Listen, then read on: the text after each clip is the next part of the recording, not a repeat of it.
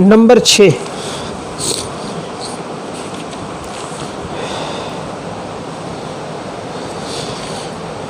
Al Durr المصون فی علوم الکتاب المکنون، امام احمد بن یوسف المعروف علامہ سمین حلبی رحمہ اللہ،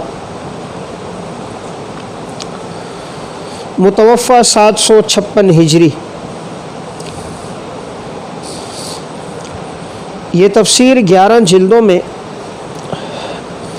دار القلم دمشق سے طبع ہے۔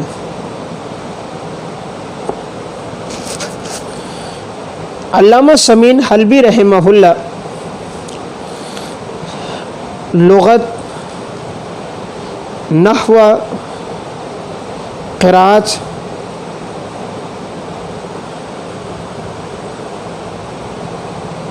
اور اشعار سے واقفیت پر بلند پایا مقام رکھتے تھے۔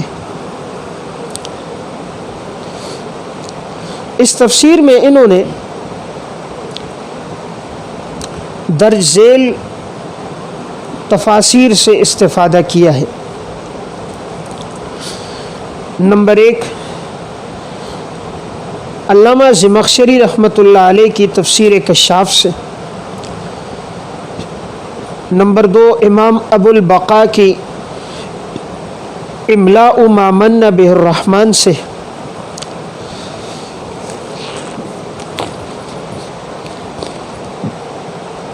نمبر 3، امام ابن عطیہ کی المحرر الوجیز سے۔ اور نمبر 4، امام ابو حیان کی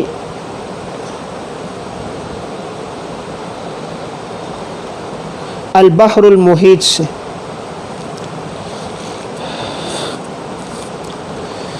اس تفسیر میں ان کا اسلوب یہ رہا ہے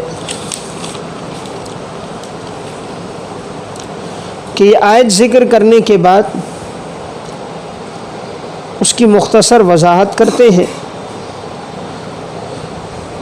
اور پھر آیت کا معنی ائمہ لغت کے حوالے سے نقل کرتے ہیں اور غریب الفاظ کی وضاحت میں اشعار ذکر کرتے ہیں۔ یہ وہ واحد کتاب ہے کہ جس میں کثرت کے ساتھ جاہلیت اور اسلام کے اشعار کا ذکر کیا گیا ہے۔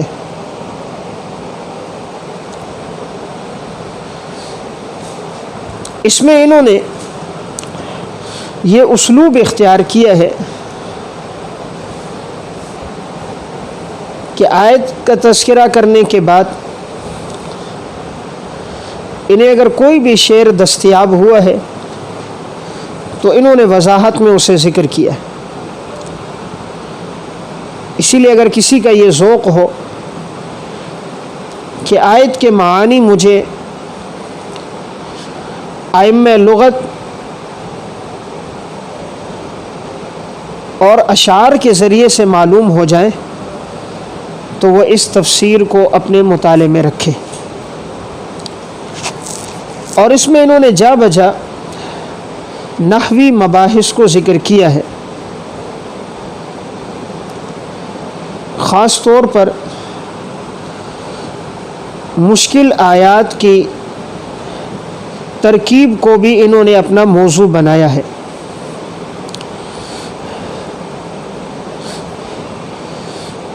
بعد کے علماء نے اس کتاب کی بڑی تعریف کی ہے۔ حاجی خلیفہ رحمہ اللہ متوفی 1067 ہجری، کشف الظنون جلد 1 صفحہ 122 میں لکھتے ہیں، انہ اجل ما صنف فی ھذا الباب،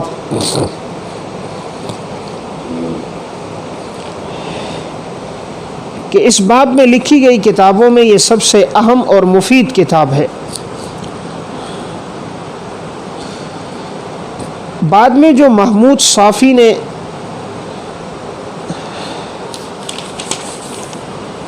اور محی الدین درویش نے جو کتابیں لکھی، انہوں نے زیادہ تر استفادہ اسی سے کیا ہے۔ اس تفسیر میں یہ علماء کوفہ اور علماء بصرہ کے اختلافات بھی ذکر کرتے ہیں، ائمہ نحو کے اقوال بھی بتاتے ہیں۔ اس میں ہر آیت کی تفسیر اور اس سے متعلقہ نحوی اور لغوی مباحث 5 سے 6 صفحات پر مشتمل ہوتی ہیں۔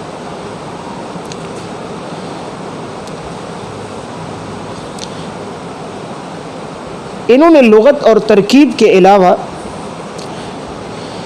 کسی اور بحث کو اپنی تفسیر میں نہیں ذکر کیا، اسی لیے دیگر مباحث کو مطالعہ کرنے کے لیے دیگر تفاسیر کی طرف مراجعت کی جائے۔ نمبر 7 البحر المحیط۔ امام ابو حیان اندلسی رحمہ اللہ متوفی 745 ہجری، یہ تفسیر 7 جلدوں میں طبع ہے۔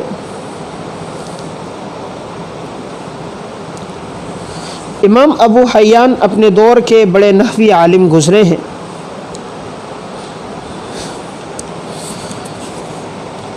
تفسیر بالدرایا کے تذکرے میں 5ویں نمبر پر اس تفسیر کا تذکرہ گزر چکا ہے کہ اس میں انہوں نے مشکل الفاظ کے معانی بھی ذکر کیے ہیں، آیت کی تفسیر بھی ذکر کی ہے، غریب الفاظ کی وضاحت ائمہ لغت اور نحو کے حوالے سے ذکر کی ہے۔ البتہ زیادہ تر مباحث انہوں نے نحو اور ترکیب کے لحاظ سے ذکر کیے۔ اس میں نحوی مباحث اور ترکیب کا اتنی تفصیل کے ساتھ تذکرہ ہوا ہے کہ تفسیر کے بجائے یہ ایک نحو کی کتاب معلوم ہوتی ہے۔ اگرچہ اس میں آیات کی تفسیر بھی ہے اور مختصر مگر جامع ہے۔ ابو حیان ایک محقق عالم گزرے ہیں۔ اہل سنت والجماعت کے نظریات کے مطابق انہوں نے آیات کی تشریح کی ہے اور فرق باطلہ خصوصاً معتزلہ، جہمیہ، کرامیہ اور روافض کی تردید بھی جا بجا کی ہے۔ چونکہ اس میں نحوی مباحث زیادہ ہیں، اس وجہ سے اس کا شمار ان تفاسیر میں ہوتا ہے جس میں نحو اور ترکیب کے لحاظ سے بحث کی گئی ہے۔ نمبر 8 اعراب القرآن الکریم و بیانہ۔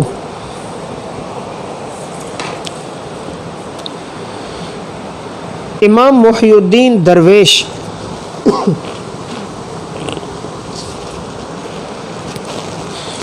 یہ کتاب 9 جلدوں میں قدیمی کتب خانے سے طبع ہے۔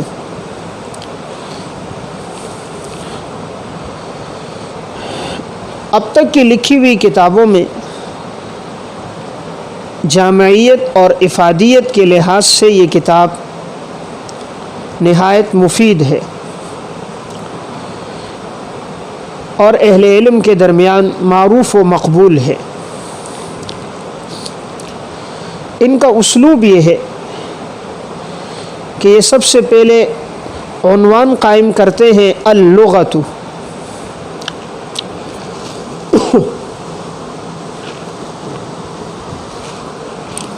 اس کے تحت یہ مشکل الفاظ کے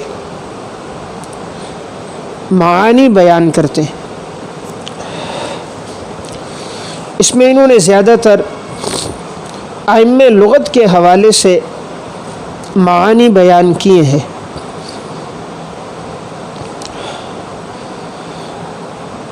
عموماً استشہاد میں اشعار بھی ذکر کرتے ہیں۔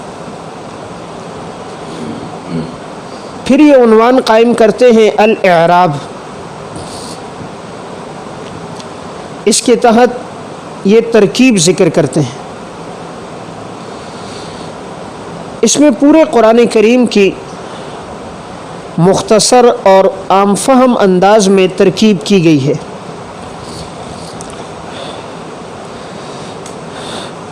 درس نظامی کے طلباء کے لیے اس تفسیر کا مطالعہ نہایت مفید ہے کہ اس سے علم میں عمق پیدا ہوتا ہے کہ اس میں انہوں نے نہایت عام فہم انداز میں قرآن کی ترکیب ذکر کی ہے۔ پھر یہ تیسرا عنوان قائم کرتے ہیں البلاغت، اس کے تحت انہوں نے آیات میں موجود فصاحت اور بلاغت کے فوائد اور نکات ذکر کیے ہیں۔ اگرچہ انہوں نے استیعاب نہیں کیا، جیسے کہ حدائق الروح والریحان میں استیعاب کیا گیا ہے۔ پھر یہ چوتھا عنوان قائم کرتے ہیں الفوائد، اس کے تحت اگر کوئی سوال ہو تو اس کا جواب ذکر کرتے ہیں، کوئی نحوی یا ترکیب کے لحاظ سے کوئی بحث باقی ہو تو اسے ذکر کرتے ہیں، کوئی اشکال وارد ہو تو اس کا جواب دیتے ہیں، اور دیگر مفید باتیں بھی ذکر کرتے ہیں۔ اب تک کی لکھی ہوئی کتابوں میں اگر یہ ایک کتاب کسی کے پاس ہو تو اس عنوان کے لحاظ سے یہ کتاب جامع ہے، اسے کسی اور کی فی الجملہ ضرورت نہیں رہے گی۔ نمبر 9، الاعراب المفصل لکتاب اللہ المرتل، شیخ عبد الواحد صالح۔ یہ کتاب 12 جلدوں میں دار الفکر سے طبع ہے۔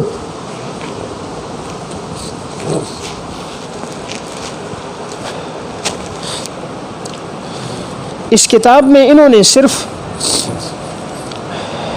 قرآن کریم کی ترکیب لکھی ہے، اس کے علاوہ کچھ بھی ذکر نہیں کیا۔ جیسا کہ نام سے واضح ہے، الاعراب المفصل، یعنی اس میں تفصیل کے ساتھ ترکیب کو ذکر کیا گیا ہے۔ ان کا اسلوب یہ ہے کہ یہ ایک ایک جز لکھ کر اس کی ترکیب ذکر کرتے ہیں۔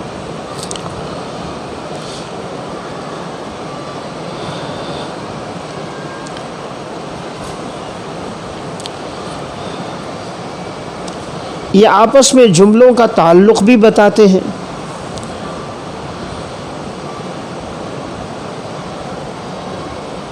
انہوں نے نہایت عام فہم الفاظ استعمال کیے ہیں، اس وجہ سے متوسط طالب علم بھی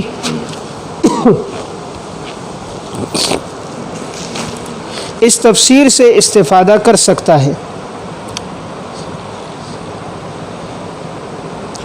جا بجا محذوف عبارات بھی ذکر کی ہیں، چونکہ ان کا عنوان صرف ترکیب ہے اسی لیے ترکیب کے لحاظ سے یہ تفصیل نہایت ہی مفصل ہے اور کوئی بحث ان سے چھوٹی نہیں ہے۔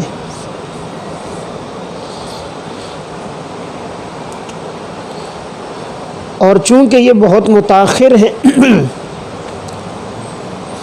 اس لیے انہوں نے سابقہ تمام کتابوں سے استفادہ کر کے یہ جامع کتاب مرتب کی ہے۔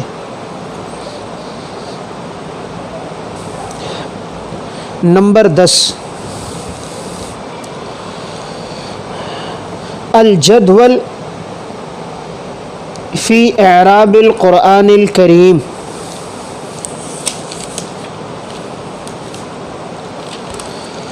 شیخ محمود صافی رحمہ اللہ، متوفی 1376 ہجری۔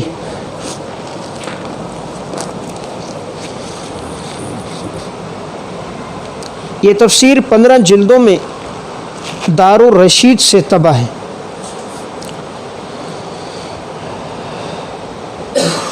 اس تفسیر میں انہوں نے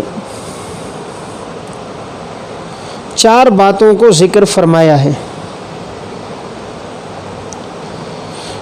نمبر 1، قرآن کی ترکیب۔ نمبر 2، قرآنی الفاظ کی صرفی تحقیق۔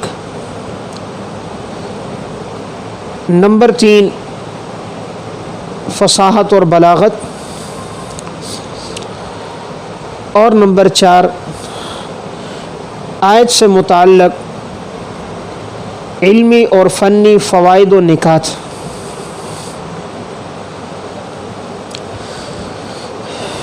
اس تفسیر میں انہوں نے زیادہ تر استفادہ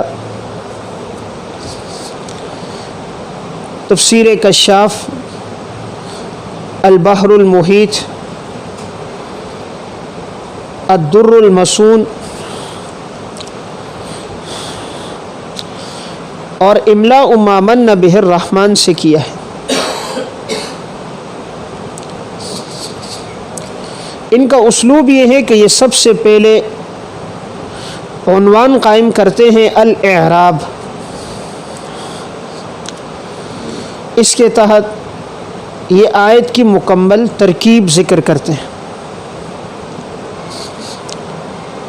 پھر یہ دوسرا عنوان قائم کرتے ہیں الصرف، اس کے تحت یہ آیت کے کلمات کی اور صیغوں کی صرفی تحقیق کرتے ہیں، اور یہ نشاندہی کرتے ہیں کہ یہ صیغہ کس باب سے ہے اور اس میں کیا تعلیل ہوئی ہے۔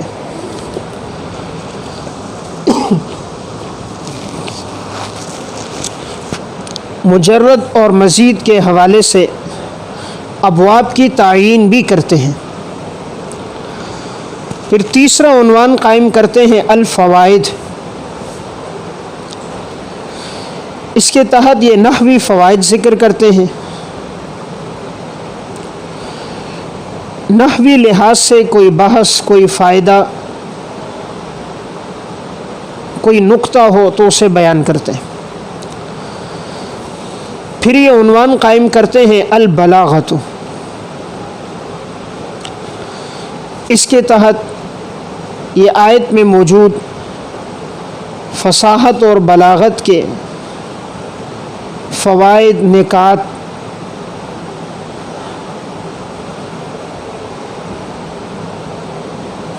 اور بلاغت سے متعلق مفید مباحث ذکر کرتے ہیں۔ تو یہ تفسیر اس لحاظ سے مفید ہے کہ اس میں بیک وقت صرف، نحو، ترکیب اور بلاغت کا ذکر ہے۔ چونکہ مصنف متاخر ہیں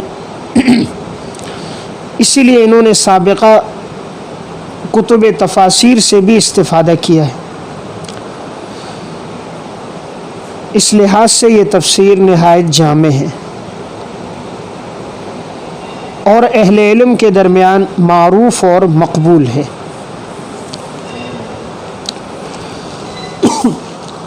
عربی زبان میں تو جو کتابیں مطبوعہ دستیاب تھیں وہ میں نے آپ کے سامنے عرض کر دیں، وہ 10 یہ تفسیریں ہیں، لیکن اردو زبان میں اب تک اس پر کما حقہ کوئی کام نہیں ہوا کہ پورے قرآن کریم کی ترکیب اردو زبان میں لکھی گئی ہو،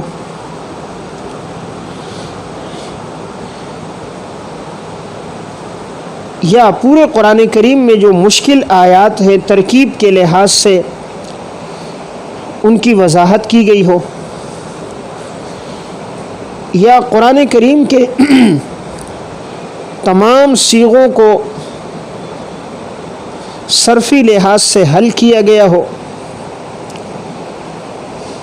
اور اردو زبان میں مکمل قرآن کریم میں موجود فصاحت اور بلاغت کے نکات ذکر کیے گئے ہوں، ایسی کوئی تفسیر اب تک موجود نہیں ہے۔ عموماً اردو تفاسیر میں شان نزول، آیت کی تشریح، فقہی مباحث، فقہا کے مذاہب اور دلائل، دور حاضر کے مسائل،